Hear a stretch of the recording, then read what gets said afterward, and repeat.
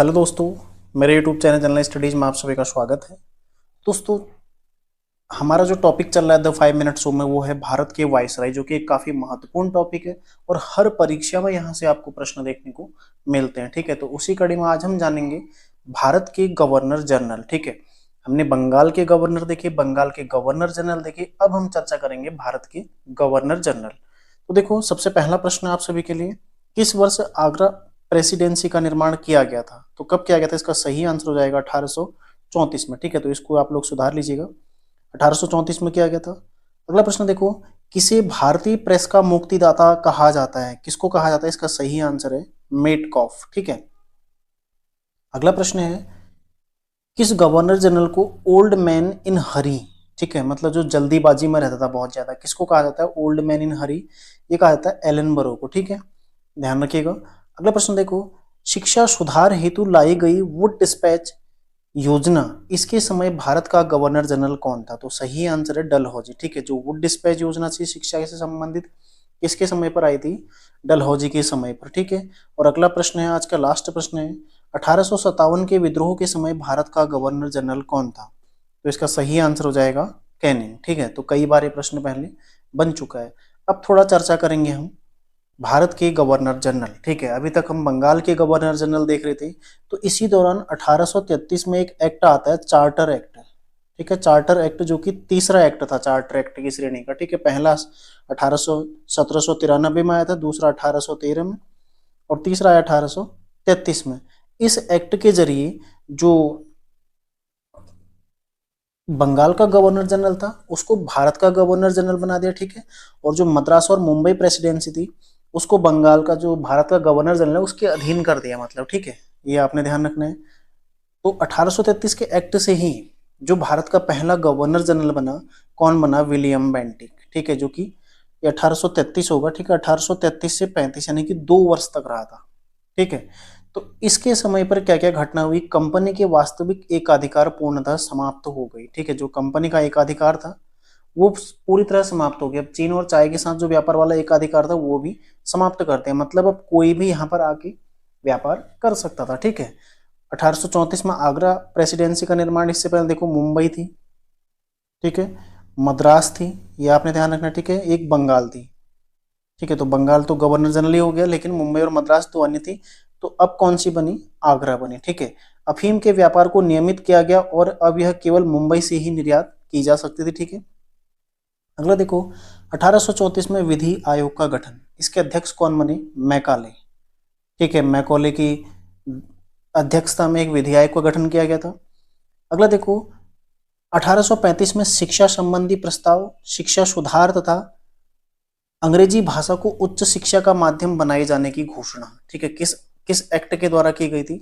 किस वायसराय के समय पर की गई थी? इसका सही आंसर है जो विलियम बेंटिक था उसके समय पर। ठीक है, ये जो शिक्षा नीति थी ये मैकॉले की शिक्षा नीति थी। ठीक है, मैकॉले की शिक्षा नीति। ठीक है, मैकॉले की शिक्षा नीति, ध्यान रखिएगा। इसी को क्या कहा जाता है? टपकन सिद्धांत। ठीक है, टपकन सिद्धांत या फिर निस्यंदन सिद्धांत भी इसको कहा जाता है। ठीक है, यानी कि छन कर दूसरे वर्ग को शिक्षा देना। ठीक है, छन छन कर शिक्षा प्रदान करना, ये क्या था? मैकॉले की शिक्षा नीति। ठीक है, जो कि 1835 में आई थी। जो विधि आयोग का गठन हुआ था लेक्स लॉकाई एक्ट के जरिए हुआ था। ठीक है, लेक्स लॉकाई एक्ट। ठीक है, लेक्स लॉकाई एक्ट, इस एक्ट के जरिए विधि आयोग का गठन हुआ था। और जो शिक्षा नीति आई थी मैकॉले की शिक्षा नीति, जो कि टपकन सिद्धांत या फिर निस्यंदन सिद्धांत या फिर छनकर शिक्षा देने की पद्धति, इस पर ही आधारित थी। ठीक है, दोनों आपने ध्यान रखने हैं। अगला देखो, कुशासन के आधार पर मैसूर, कुर्ग और कछार की रियासतों का विलय, इंपोर्टेंट सवाल है। ठीक है, पूछा जाएगा कि इनका विलय किसके समय पर हुआ था और किस आधार पर हुआ था। अगला देखो, सैद्धांतिक सैद्धांतिक रूप से भारत में विधि के शासन को लागू करने का श्रेय किसे दिया जाता है? इसका सही आंसर हो जाएगा विलियम बेंटिक। ठीक है, अब देखते हैं हम मेटकॉफ, जो कि भारतीय प्रेस का मुक्तिदाता माना जाता है। आपने इतना ही ध्यान रखना है बस। ठीक है, भारतीय प्रेस का मुक्तिदाता। अगला देखो, ऑकलैंड। ऑकलैंड प्रथम आंग्ल अफगान युद्ध इसी के समय पर हुआ था। ऑकलैंड के समय पर कब से कब हुआ था? 1839 से 1842। ठीक है, फिर देखो इसके समय पर भारत में शिक्षा और पाश्चात्य चिकित्सा पद्धति, यानी कि जो पश्चिमी चिकित्सा पद्धति, इसका विकास किसके समय से शुरू हुआ था? ऑकलैंड। नंबर 1 छपने वाला सवाल है, ठीक है। शेरशाह सूरी मार्ग का पुनर्निर्माण, जो ग्रांट ट्रंक रोड है, ठीक है, जीटी रोड है, इसका इसने क्या मरम्मत करवाई थी? ठीक है, ध्यान रखिएगा, इंपॉर्टेंट है।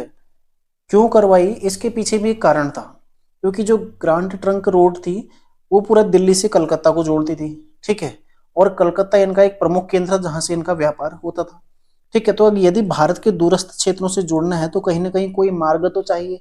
इसलिए तो अंग्रेजों ने भारत में रेलवे का भी विकास किया, ताकि वो लोगों से, मतलब दूरस्थ क्षेत्रों से जुड़ सके, यहाँ से कच्चा माल लेकर उसको आसानी से, ठीक है, सड़क परिवहन या फिर रेलवे परिवहन के जरिए इन बंदरगाहों तक पहुंचा सके, जहां से उसको अपने देश में निर्माण हेतु भेज सकें, ठीक है।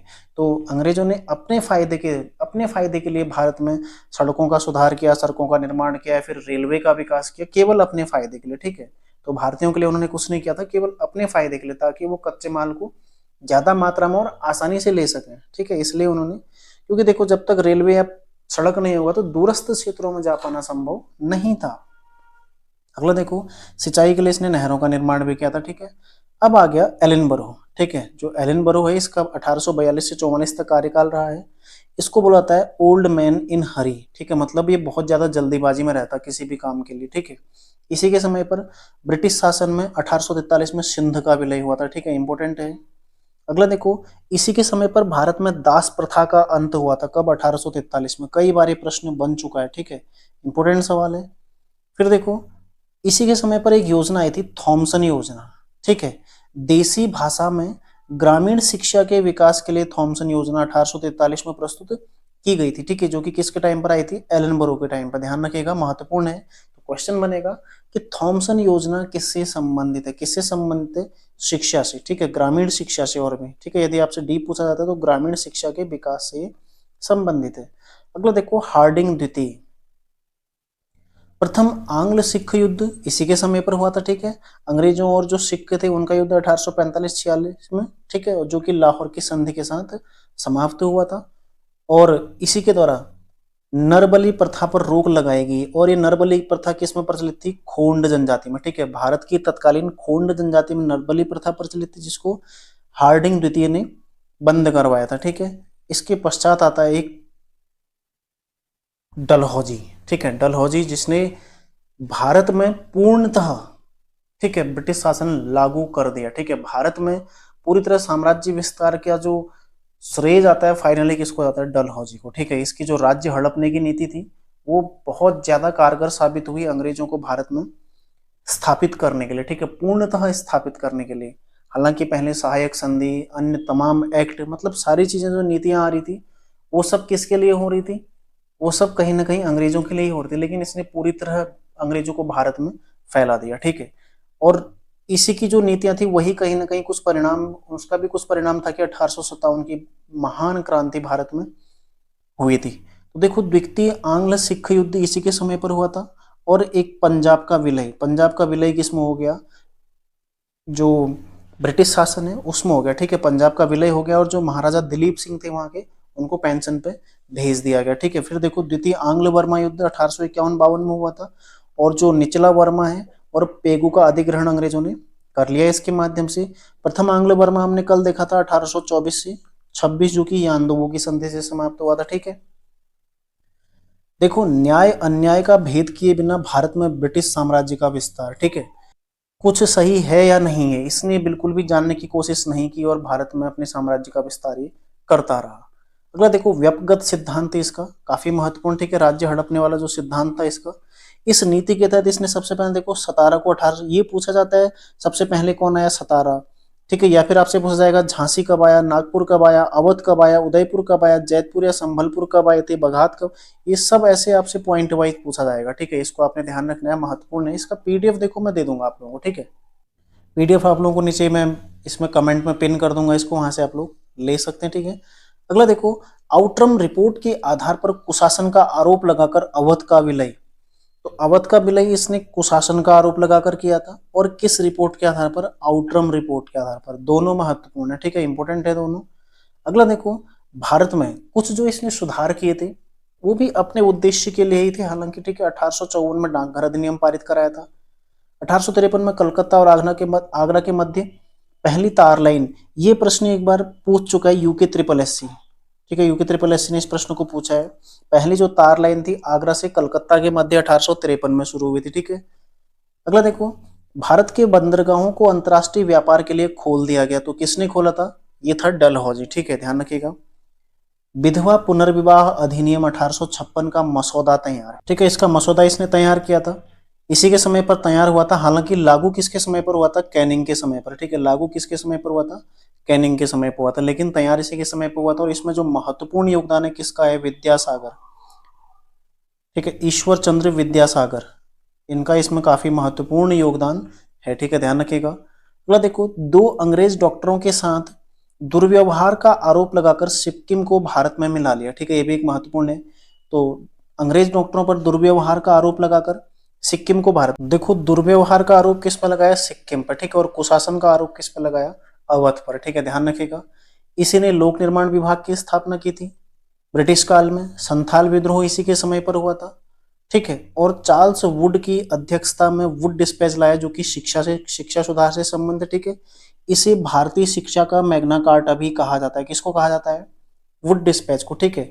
तो शिक्षा का जो निजीकरण हुआ था, मतलब जो प्राइवेट स्कूलों की खुलने की शुरुआत हुई थी, ठीक है, जो शिक्षा का निजीकरण था, कहां से शुरू हुआ था? 1854। इसी तरह से एक बार प्रश्न बना हुआ है, किस वर्ष या किस अधिनियम के द्वारा, किस शिक्षा संबंधी सुधार के द्वारा भारत में, ठीक है, भारत में शिक्षा के निजीकरण की शुरुआत हुई? तो किसके द्वारा हुई थी? जो वुड डिस्पैच था इसके द्वारा, ठीक है। इसे भारतीय शिक्षा का मैग्ना कार्टा कहा जाता है। इसने मैकॉले की टपकन पद्धति को त्याग दिया और प्रारंभिक शिक्षा देशी भाषा में देने के साथ ही स्त्री शिक्षा तथा निजी क्षेत्रों में भी शिक्षा में निवेश की अनुशंसा की, ठीक है, तो काफी महत्वपूर्ण है। सैन्य विभाग और सार्वजनिक विभाग को अलग अलग कर दिया, ठीक है, और सार्वजनिक विभाग को